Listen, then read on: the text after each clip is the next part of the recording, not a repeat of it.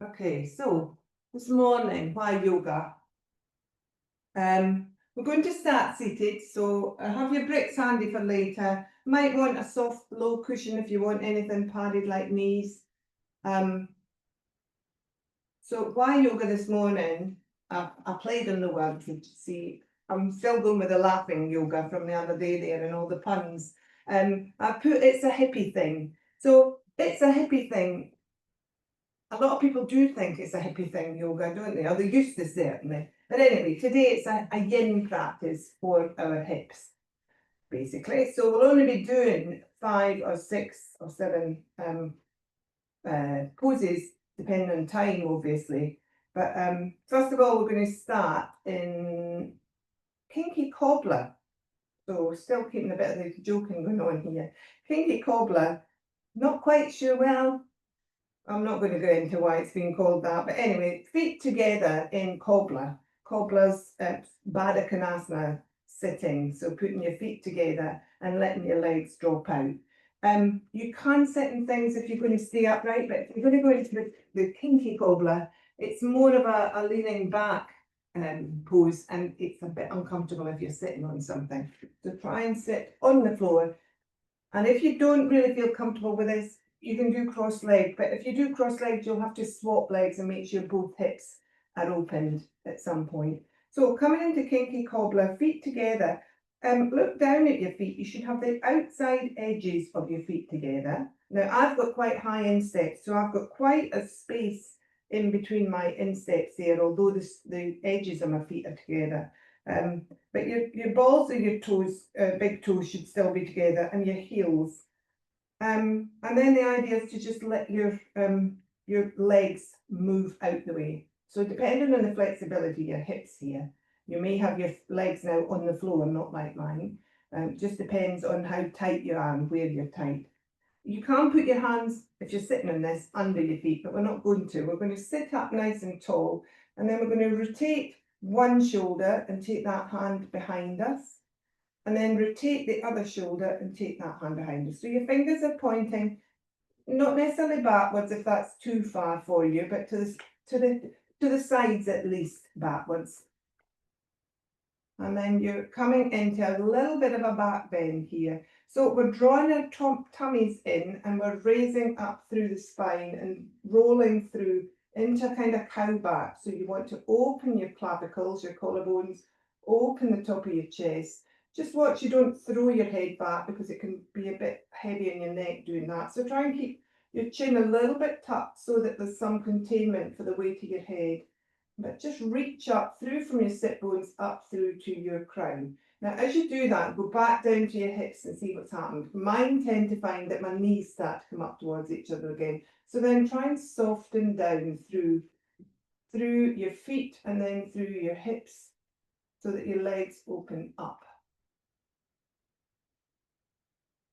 And then just find your breath. Close your eyes if you can. Find your breath. Find your soft ujjayi breath, that one where we have that slight ocean sound, especially on your exhale. In through your nose, out through your nose, remember, if you can. But nice and deep and slow. Try to slow the breath down to your count of 4 in and 4 out. And just take a few breaths here. Trying to relax your shoulders down away from your ears, but trying to let the hips get very heavy. It's the hips we're working on here. We're trying to release through those big hip joints. So the body's not warm. Yin Yoga, we know, is on colder bodies, so that it works deeper into our joints. Yin Yoga is working deeply.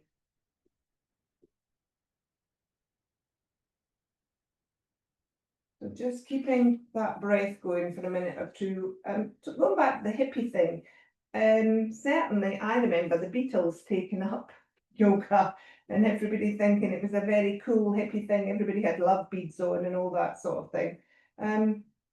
Yoga now is very mainstream. And I was looking up some figures this morning. 72% of the practitioners in 2024 were women. But the male yogi side of it is certainly growing.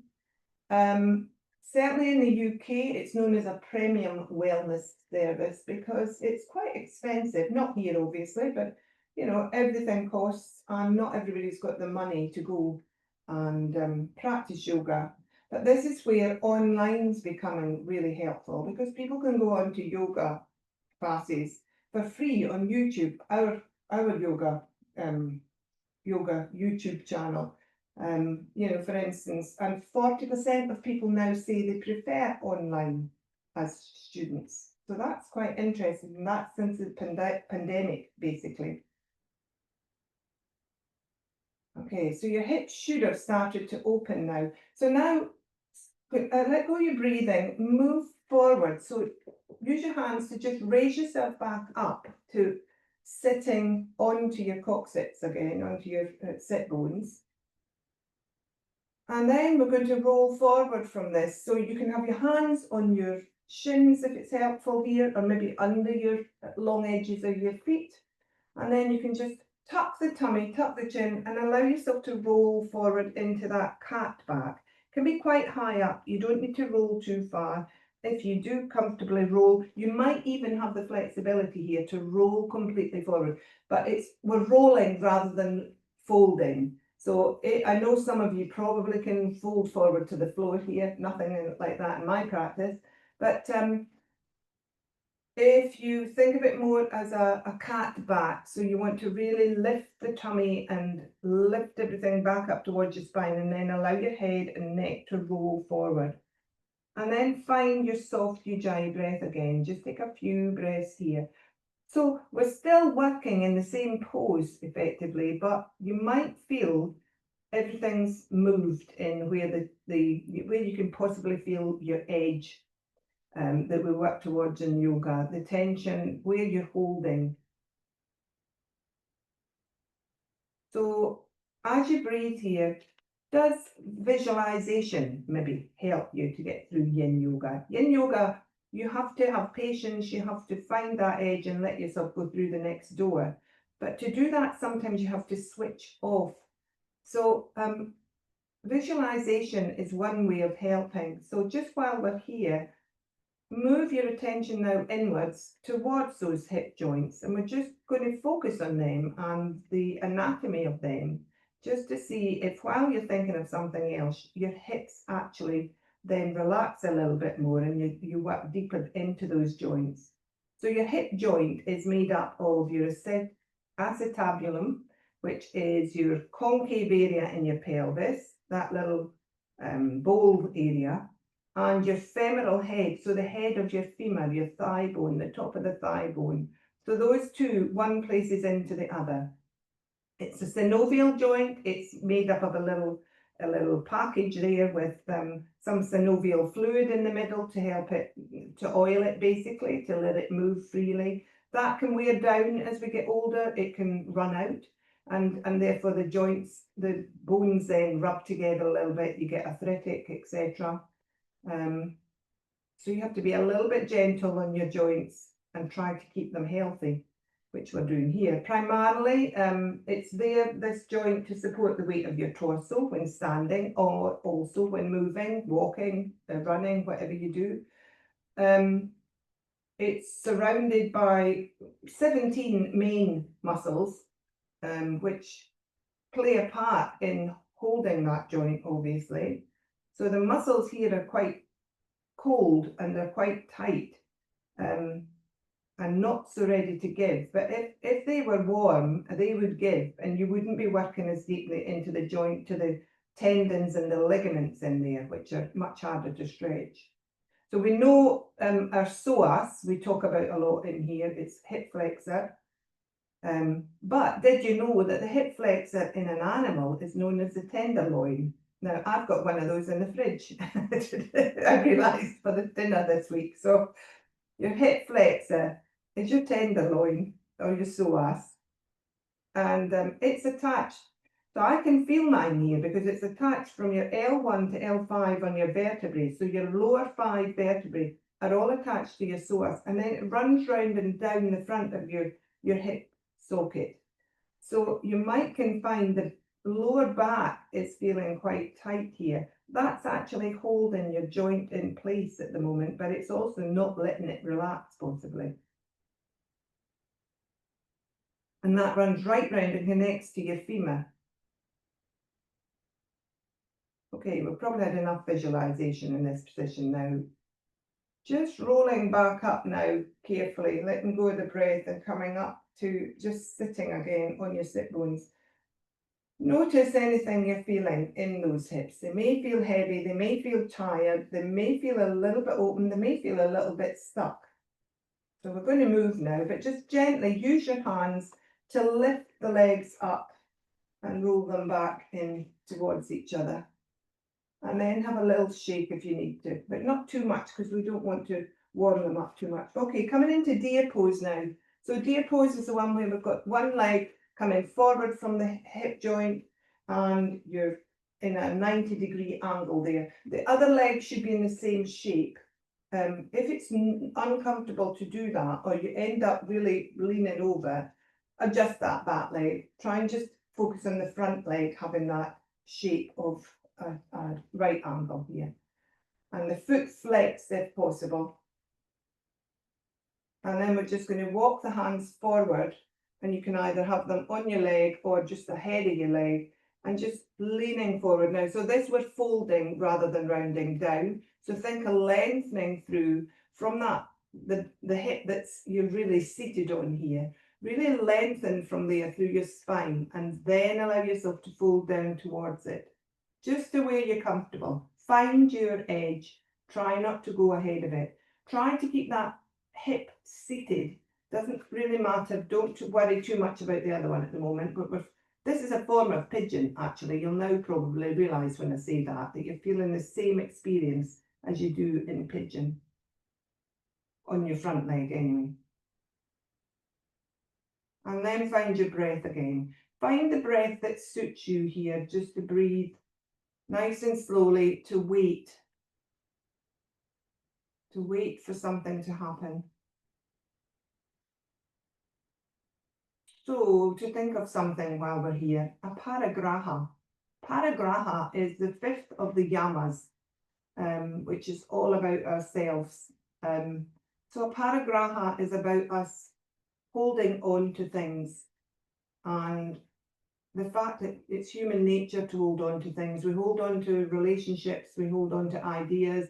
We don't like change, we don't like letting go. Sometimes it's a fear of what might happen otherwise. But the thought process for Patanjali was that the things that we possess end up possessing us. The things that we hold on to end up holding on to us.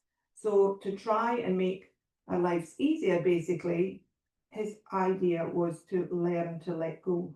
And that's a little bit like here, we're having to learn when to let go. You have to kind of wait in yin until you're ready to move. Maybe now you're finding that you can take your weight of your body a little bit further forward and a little bit more towards that front leg, opening up that hip just a little bit more.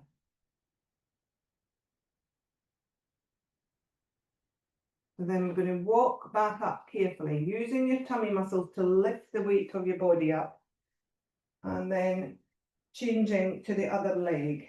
If you need to just stretch that leg out in between, have a little stretch, and then come round to the other side. So remember, it's the front leg we're really worried about here. Don't worry too much about the back leg. Let's get this one into the sort of pigeon position. Remember to try and flex that foot as well. It saves your knee torquing if you flex your foot. It makes it much easier on your knee. And then it doesn't matter where you go to, but walking forward, thinking of that back hip staying, the front leg rather, really staying grounded, drawing in through the tummy and lengthening through the spine as you move forward over that knee and using your hands to support you wherever you need to have them. So allowing the body weight here essentially to work through the hip joint. So yin isn't the same as restorative, we know that. It's not one of those that you just sit and enjoy yourself and lie down and relax and let things go completely.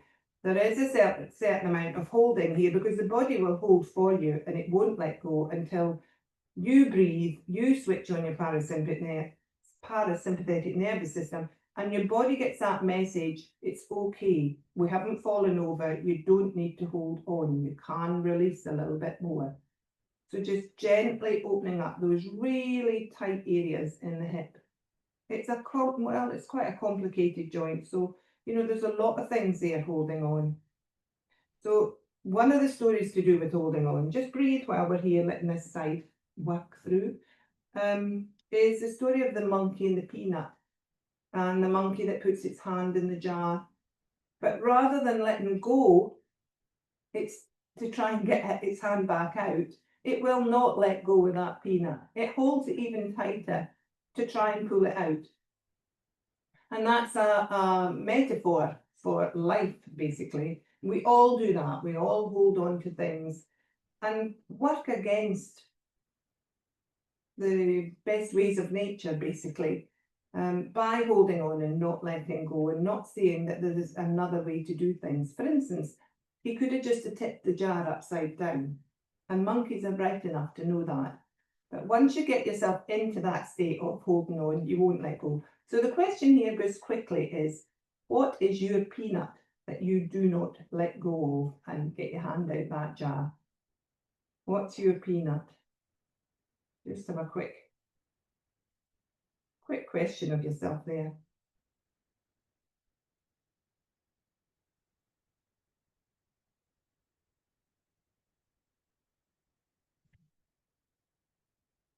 Okay, so we're going to move out of this one. So walk yourself back up. That hip should be nice and open now. I actually find that a better experience than pigeon, to be perfectly honest. Okay, so we're going to come round, we're going to do a low lunge here. Use your bricks if you need to here. Bring your bricks in. And there are other options with your bricks to make it a little bit harder if you want to.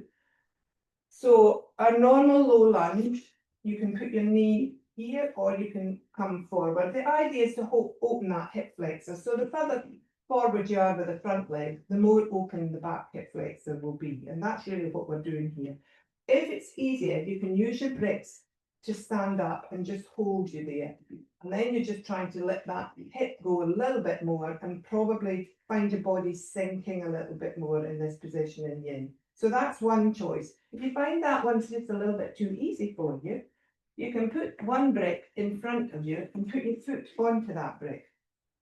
So try that one. If you haven't tried this before, have a try at that and see what the different experience is. Completely different sensation through my hip here. It's the same area it's working on, but it's a different sensation. So you might like it, you might not. The other option is to take that brick and put it behind you on the back leg. So I'll do it the other way around so you can see. So I've got my other leg forward now, and you've got your knee on that back brick. And so again, a different experience. With this one, you probably want to put your hands on the floor and lean forward, keep your tummy up. So 3 choices there. Choose one and take it on one side, and then we'll take the other in a minute. Find your Samavriti breath. Quite like that one actually. I'm going to go that one. Find your Samavriti breath. So your even breath, just breathe evenly in through your nostrils, out through your nostrils. Remember to keep that tummy engaged here a little bit. And then maybe think as you're breathing of the words lift and soften. So a little bit of a lift as you breathe in. And as you exhale, soften and allow the heavy end at the back end of you just to lower a little bit so that you feel your hips opening a little bit more. So you're just sinking the weight of your bottom of your torso there as you soften in your out breath. So my front hip here is very compressed, the front leg in the position I've taken. But that's not a bad thing, because remember what that does is as long as you don't hold it for too long, when you open up that area, the joint gets flushed through with new, fresh, oxygenated blood. It's kind of like a dam effect, so it's quite a nice thing to do for the joints as well. So take your attention to your hip flexor here and just feel what's happening. Can you feel it gently? It might be the muscle you're feeling rather than your actual hip, but the psoas is a very tight muscle in a lot of people, particularly those of us that sit down all day. So although it's a muscle, it's a really hard muscle to keep flexible. And it's a very important muscle to have flexibility in. Okay, so then change to the other side on that one, choosing to do the same, or maybe you want to try different. You may have different, one hip tighter than the other. You may want to try a different position in this one with the grip. So choose which one you want. Find yourself.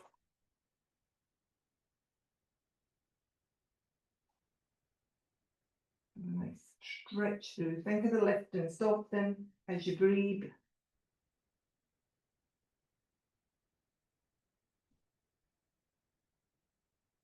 I did wonder when I called the class, it's a hippie thing, we're all of a certain age group that will understand what the link is to the hippie thing and to the fact you probably remember pictures of the Beatles going to India. I'm not sure who they met actually. I'm trying to think if it was Krishna Macharia, but I can't remember. But they went and met their guru, and I think particularly John Lennon got very involved with it all. But it was the time of flower power and all that sort of stuff that went on in the 60s and the 70s. So not quite sure. It was probably just a bit way out there, the idea of yoga at that time. Now it's much more mainstream. Okay, so moving out of that pose and bringing your brick out the way. Bring the right foot forward again into your low lunge, but then move it out the way and move your hand in and come into lizard. So in lizard, remember you've got your two hands internally and your foot is on the outside. So it's your third limb at the front, but it's on the outside. And then you want to roll onto that outside edge of that front foot if you can, and just allow that hip to open. Back knee can be wherever you're more comfortable, but if you can, walk it backwards a little bit more and open up that hip flexor at the same time. So both hips are really experiencing a different way of opening here. So hip joints, of course, we know as we get older, hip replacements, you probably know people that are having them. Peggy's fall was to do with her hip. It's a balance thing usually that causes the fall, but the hip joint seems to be very vulnerable as you get older, and it can be the start of a steady decline, unfortunately, in the very old. So it's really important to keep that stability in your hips. All these muscles, the 17 muscles around each hip, or 21 if you want to get really detailed, they're there to stabilize your hips. Okay, swap to the other side when you're ready into your lizard on the other side. So move your hands over, rock back and bring the left foot forward. Now, anybody that wants a little change in between, if you're finding it's getting a bit tired in your hips, please take child's pose or something just to rest. Otherwise, we're in lizard now with the left foot forward in my case. So, what was I saying? I don't know. I was wandering there. Yeah, hip health is very important. It's only as we get older we realise this. So of course it's sometimes too late to start doing too much, but this sort of thing, you know, we can still all do this. We can do chair yoga if you know somebody that's not as mobile as you, but needs to do some sort of thing to try and strengthen this area. Chair yoga, you can do a lot of these poses, remember, in a chair to open hips.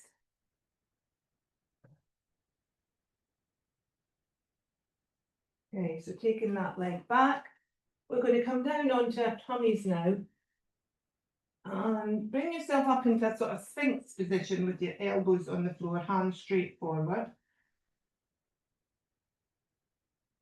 And just allow your legs to stretch out for a minute there. Feel the rush of blood I can feel going through my hip flexors. It feels really healthy when you get that movement through, well, it's going through the muscle, obviously, the psoas muscle, but it feels really healthy to have that sort of energy going through hip joints.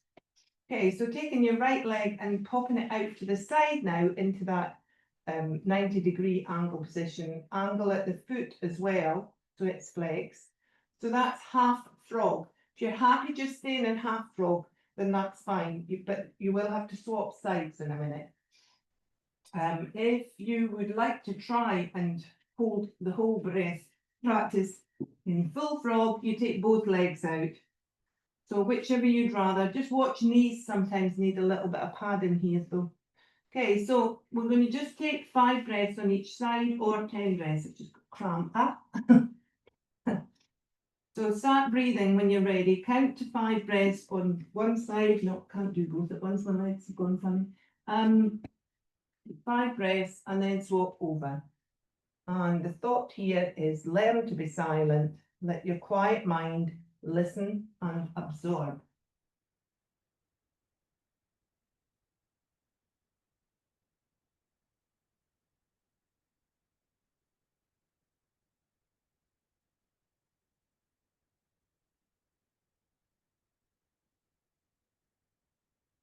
After 5 breaths or so, swap over to the other side there. We're not holding these positions for very long.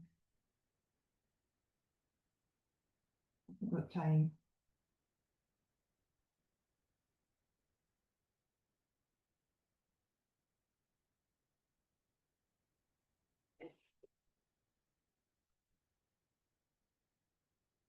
And then if, like me, you want to go back to it, just give full frog a little go. We don't need to stay here for 10 breaths now. Give it a go with both legs. My psoas on one side had decided to come into a cramped position. That's much better now. But this is a very opening pose across the front of the pelvic area. Don't really feel it's working so much into the joint. Okay, so then coming back onto your belly and then rolling onto your back for our final pose. It's all a bit whistle stop when we have half an hour to do this, but some of these poses you can take if you really enjoy them and spend some time in them later. So we're going to go into twisted roots, which is fallen eagle basically. So if you took an eagle pose and fell down, this is what you're supposedly going to look like. Okay, so knees bent, feet to the floor, hip distance apart. We're going to cross our right leg over our left leg here, and cross our legs, really squeezing the inner thighs. So really squeezing those inner thighs. Doesn't really matter whether you wrap the foot around thinking, excuse me.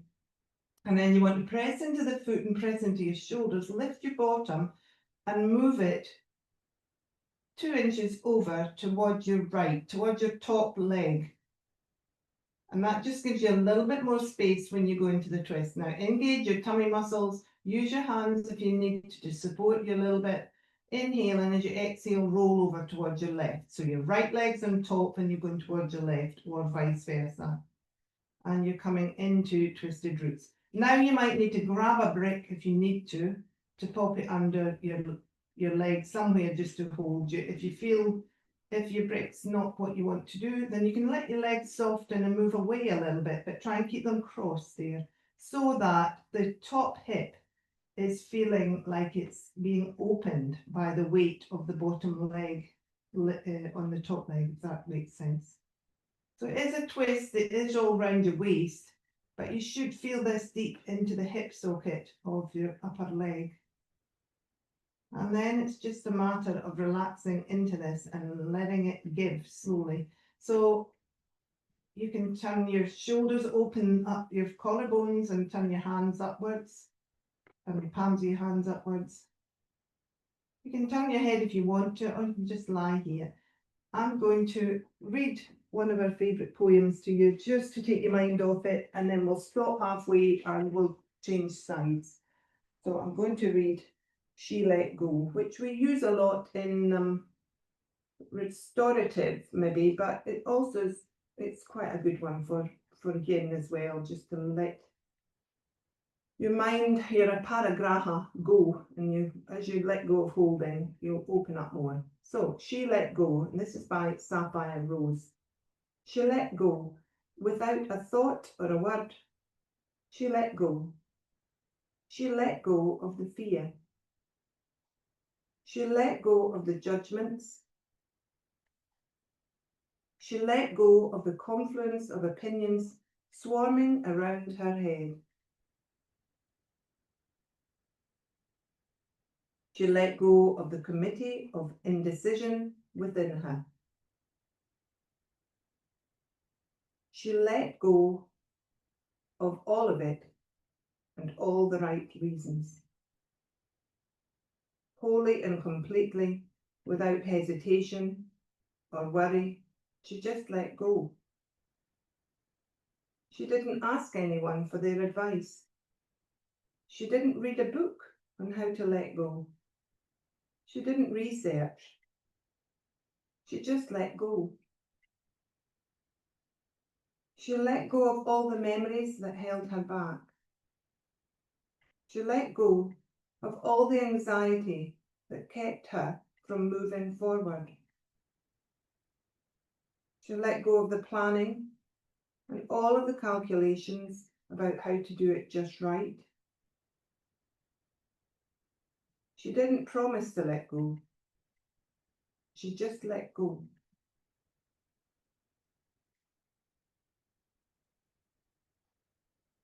So now we're going to swap sides in this position. So engage your tummy muscles, roll yourself back up to a center position, and then move your bottom back over to center. And then uncross the legs and recross the other leg in the same fashion. So think about squeezing those inner thighs and then lifting up through your feet and the shoulders, lift up your hips and move them a couple of inches to your left this time. And we're rolling over to the right, engaging the tummy muscles and using your exhale. And this time you should feel it on your upper hip again. So make any adjustments, but if you're not feeling it, try and draw your legs a little bit closer towards your tummy. Make sure that they're crossed so that the weight of the lower leg is on the upper leg, and that will gently pull that leg and open up the hip joint a little bit more. Okay, so we'll return to our poem. She didn't promise to let go. She didn't journal about it. She didn't write the projected date in her diary. She made no public announcement, and she put no ad in the paper. She didn't check the weather report or read her daily horoscope. She just let go. She didn't analyse whether she should let go. She didn't call her friends to discuss the matter.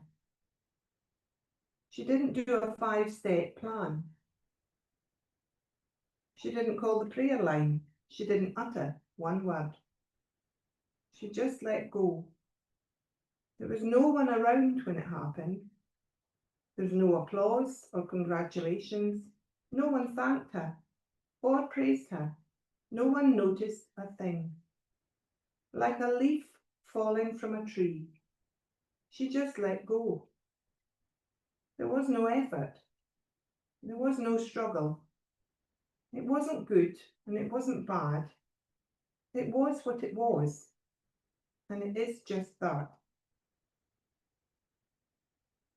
And in the space of letting go, she let it all be. A small smile came over her face. A light breeze blew through her. And the sun and the moon shone.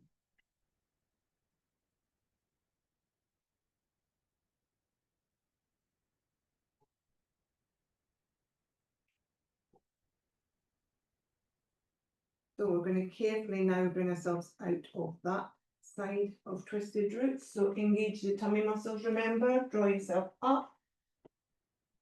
And then take your legs out when you're ready and have a right side body stretch and a left side body stretch and then a full body stretch.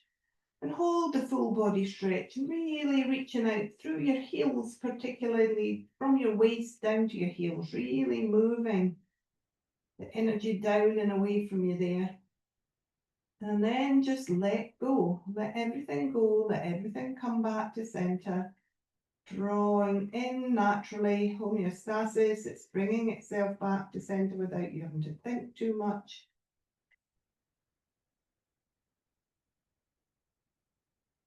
And just find your breath again. Take a couple of breaths in and sigh the breath out through your mouth. A longer breath on the sigh out than the breath in. Just letting go that little bit more. So something to remember when you do hip work deeply like this, it can affect you emotionally. We don't just let go physically when we do Yin Yoga or any yoga actually, but particularly when you work on things like hips. It can bring out a lot of emotions. I've seen people cry in classes with this sort of work. So do be kind to yourself and let yourself feel what you need to feel. If something's ready to come out, it's you letting go of it through this work. So do be aware that might happen, but just let it pass.